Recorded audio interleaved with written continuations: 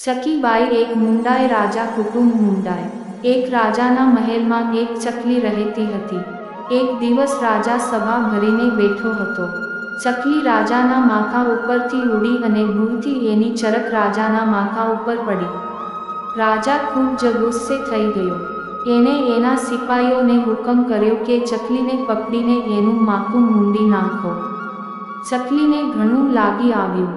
એણે રાજાને બરાબરનો પાઠ ભણાવવાનું નક્કી કર્યું। એ યોગ્ય તક મળે એની રાહ જોવા લાગી। એક દિવસ રાજા મંદિર ગયો। એ ભગવાનને પગે લાગીને પ્રાર્થના કરવા લાગ્યો, હે ભગવાન, મારા પર દયા કરજો। ચકલી ભગવાનની મૂર્તિ પાછળ છુપાઈ ગઈ અને અવાજ કાઢ્યો, જા રે રાજા, ભાગ, હું તારા પર દયા નહીં કરું। રાજાએ પૂછ્યું, એવું કેમ ભગવાન?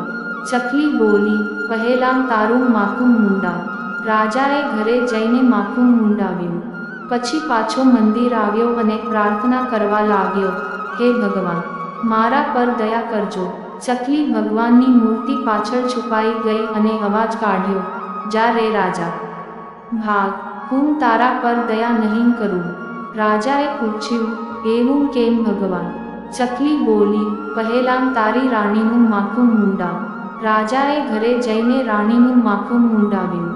પછી પાછો મંદિર આવ્યો અને પ્રાર્થના કરવા લાગ્યો, હે ભગવાન, મારા પર દયા કરજો। ચકલી ભગવાનની મૂર્તિ પાછળ છુપાઈ ગઈ અને અવાજ કાઢ્યો, જા રે રાજા, ભાગ, હું તારા પર દયા નહીં કરું। રાજાએ પૂછ્યું, એવું કેમ ભગવાન? ચકલી બોલી, પહેલાં તારા કુંવરનું માથું મૂંડાવ।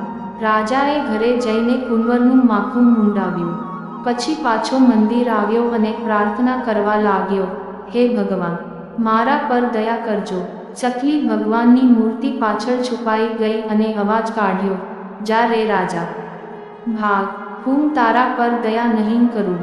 રાજાએ પૂછ્યું, એવું કેમ ભગવાન? ચકલી બોલી, પહેલાં તારી કુંવરીનું માથું મૂંડાવ। રાજાએ ઘરે જઈને કુંવરીનું માથું મૂંડાવ્યું। પછી પાછો મંદિર આવ્યો અને પ્રાર્થના કરવા લાગ્યો, હે ભગવાન, મારા પર દયા કરજો। આ વખતે ચકલી ભગવાનની મૂર્તિ પાછળથી બહાર આવીને ગાવા લાગી, સખીબાઈ એક મુંડાય, રાજા કુટુંબ મુંડાય। સખીબાઈ એક મુંડાય, રાજા કુટુંબ મુંડાય। સખીબાઈ એક મુંડાય, રાજા કુટુંબ મુંડાય। સખીબાઈને મજા પડી ગઈ। એણે રાજા સાથે મીઠો બદલો લીધો અને પાઠ ભણાવ્યો કે ક્યારેય કોઈનું અપમાન ન કરવું જોઈએ।